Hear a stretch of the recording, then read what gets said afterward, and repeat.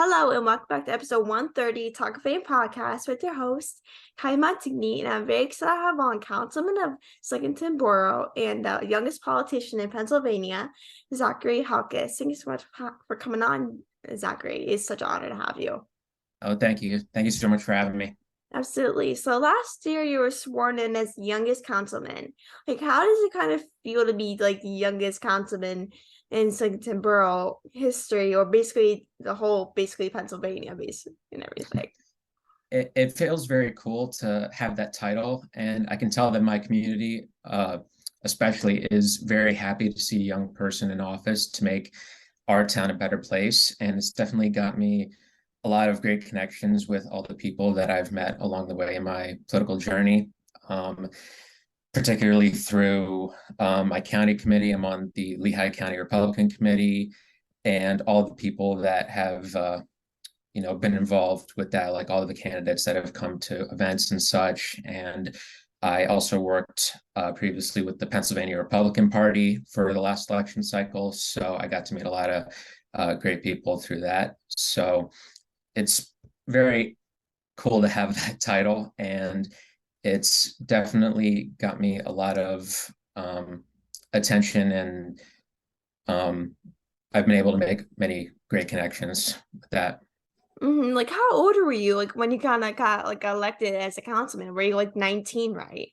Yeah, I was 19. Oh wow, that's crazy. Like, how did you get involved in politics? Like, were you always like a fan of politics, or is it like, oh, is it started coming out for basically from a situation? No, politics was not always an interest of mine. I got interested in it, particularly in 2020. I didn't like seeing the big political divide that started occurring in 2020. And I didn't like seeing all of the governmental overreach that was displayed in all of the COVID mandates. My, I guess you can consider it political, but uh, what I started with when the COVID mandates were in effect was I was very passionate about getting them, overturned where they could be. That when I was in college the one semester, they um, elected themselves to have the mask mandates in place, even when statewide it was made optional for entities to do that. So one thing that I did was I wrote like a 20, 30 some research paper on all the reasons why it's unlawful and all of the science that goes against it and all of the harm that it's done to people. And I even went around the school for probably a good few weeks getting signatures for a petition that I brought to the school board to drop the school mask mandate. And it got over 90 signatures in, I think, 2 or 3 weeks. And I brought it to the school board and presented it to them. So that was where my first like political actions took place. And then from there, I joined the Lehigh County Republican Committee, and then I ran for office, and then that led me to my job with the PA Republican Party. That's pretty cool. Like, that's kind of how like I started as well, because like when like politics wasn't really my thing. Like, politics was like, oh, politics, like this is not my, like when you see on the news, you're like, oh, what's this drama happening right now? Like, I don't really care. But then like in 2020, like once things happen, I'm like, oh well, like this is my time to kind of go on about it and stuff. And I'm from Pennsylvania, so of course, like during the 2022 midterms, it was pretty crazy with Doug Mastriano running, Dr. Oz, like there's so many people running. And like with the mask mandates, like there was a big mask mandate, vaccine mandate in New York City, and that prevented me from going to the city since I live about 2 hours away. So I was like, oh, I can't live my life without the vaccine mandates or the mask mandates. But like, were you originally born or lived in Pennsylvania, or are you from like out of state? No, I'm from Pennsylvania, born and raised, and I've lived in Slatington my entire life. So that's part of the reason why I decided to run for office, and why a lot of the people from the community really appreciate having someone young representing them. I'm a third generation Slatington goer, so it's always been a very important town to us, and we love the community. But um, over time, I just wanted to see, some of its past come back. It used to be a lot more lively with, you know, uh, booming businesses and, activities for kids to participate in. So when I ran for office, I wanted to bring a lot of that back. And we are in the process of doing that right now. One of the things I campaigned on was helping get the local swimming pool back open. Closed a few years ago, but we are reopening it this summer, thankfully. So I'm very proud that we were able to accomplish that. And we also have a community center that has been inactive for many years. And one of my campaign promises was to make use of that. So that is also in the works. We don't have a date on that yet, but we do know that it is going to be active soon. Like, what is like the process like opening the pool? Because I know you said like you guys were in process for that for a couple of years, and like when people like saw that you were trying to open a pool and all do all these things, what was like the toughest part? Like, how do you think like opening a pool and doing all these things will make your community better and safer and make people kind of live life like with the pool and make it useful? Well, one thing that I noticed when I was like just getting out of high school and such is that most of the young people around my age that lived in Slatington were so um, like quick to want to move and go to college somewhere, outside of town, outside of the area.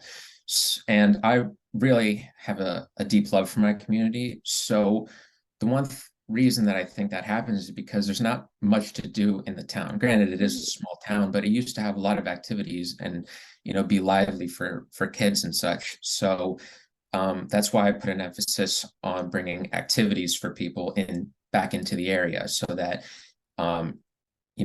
kids stay in the town and want to live in the town and are able to do things in the town so that they stay in the town and hopefully raise their families in the town. Like that's like a good idea because like most kids like or like when they think about college, they're like, oh my God, like I want to go out of state, I want to get out of here. But then like with Pennsylvania, it's mostly farmland. Like with my where I am like it's such a small town, there's hardly anything to do. But then like with people like trying to do things, like there's nothing in my area besides businesses, parks, baseball fields, but mostly because Pennsylvania is mostly in farmland. Like Pennsylvania, like if you go kind of down by Penn State College area, it's mostly farmland. And like, how do you think people should make a community, like make more things popular for people to basically stay in town? Because for me, like I my area is so boring, like I can't do nothing. Like and that makes me want to go out and save more. Like, how do you think like people like should make their community better, basically have more things to do for young kids and adults? Well, you just need to be able to make the town a good environment for businesses. So that's another thing that I emphasized on during my campaign for council is to make it a better environment so that more new businesses want to come into Slatington in particular.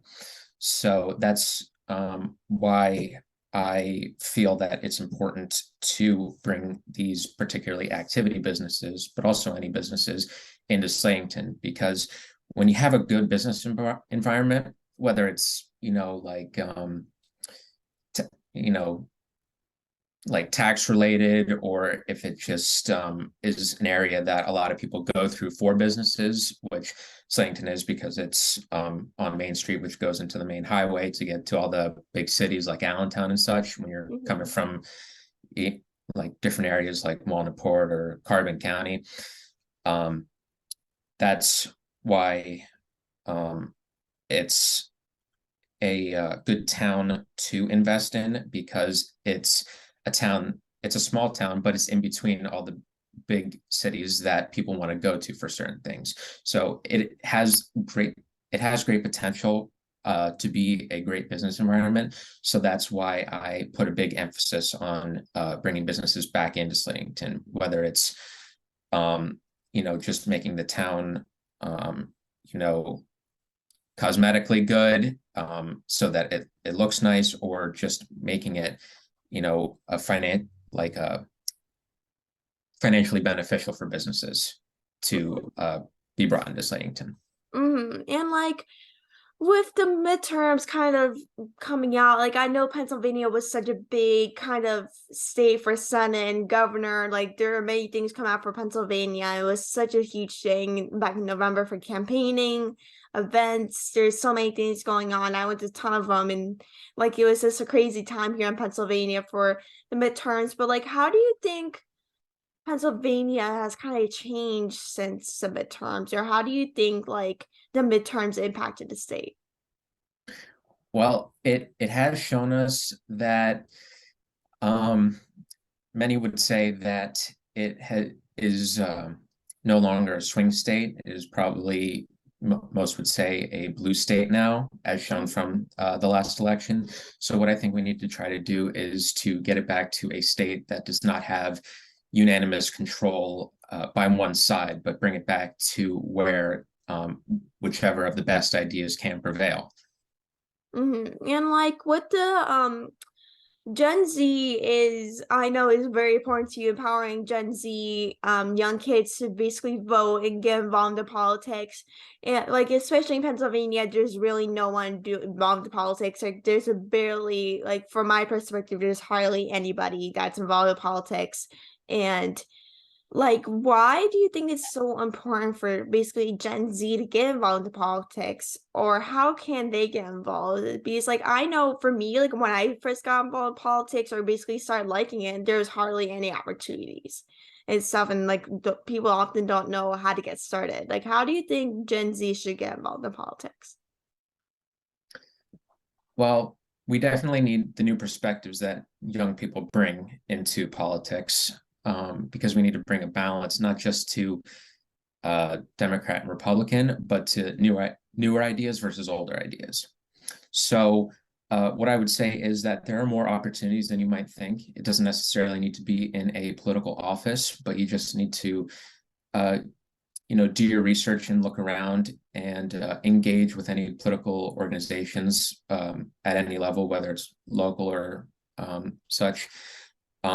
But there are definitely many opportunities. Where I started was my county committee. So in early 2021 is when I was placed into my position as a member of the Lehigh County Republican Committee. So that's where I kind of officially started. So I would say that would be most likely the most available position for people to start in, depending on, like, of course, your county and area. I'm not sure exactly how it works for other county committees, but for mine, you're allowed to have a certain amount of people per voting precinct in the county. So depending on what voting precinct you live in, that may be a available position for you to run for as a young person. Other than that, just my advice would be to make your presence more well known in the political aspect at large, or in the community that you want to run for. When I was campaigning for my position on council, I made my presence known. I went to all the community events for the entire year. I went to all the council meetings that year, and I was just kind of growing my presence, and of course some political advertising. I bought a little section in the local Gazette, and I had a billboard for the last month before the election, so that was really cool. So there's definitely more opportunities than you might think to get involved in politics. So you just need to, talk to people and get out and find them. And like as a like as a councilman, like it's such like different aspects. It's like they do so many things, and like what do you think? Like what do you hope to change? This Lane Borough as a councilman for the next couple of years. Well, what I hope to do is to primarily focus on fulfilling all the promises I made along the campaign. That includes the reopening of the pool, which I talked about earlier, the community center, and bringing more businesses back into Slatington, which we have been doing, but I will continue to do so. Those are my main concerns. Other than that, I just want to continue making it a good environment for businesses and for the youth so that they find it to be a good place to stay, and hopefully they see it as I do, as a good place to raise their families.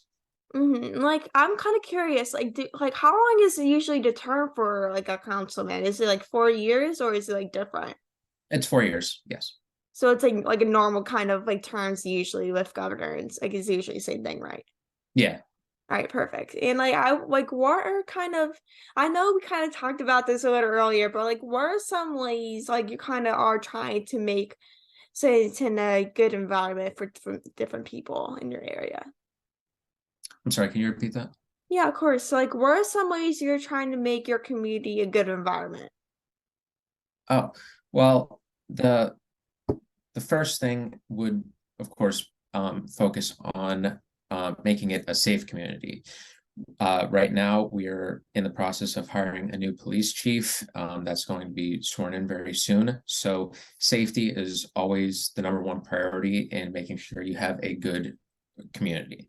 Because if you don't have safety, you don't really have a community, and you don't Mhm. have people feeling, you don't have people wanting to stay there. So that's the first thing. Second off, make sure that there are things to do in the town. Like I said, activities for children and adults too, so that it's an enjoyable place to live. Third thing is to make sure that it has all the like essential institutions and businesses around. One thing I really always liked about my town and where I live is that it had basically everything that you need, um, in order for your day-to-day life. It had banks, gas stations, different types of restaurants, the post office, you have the middle school, the high school. That's the one thing I really liked about it, is because you had everything like right there that you know you need for typical day-to-day stuff. So that would be my answer for that.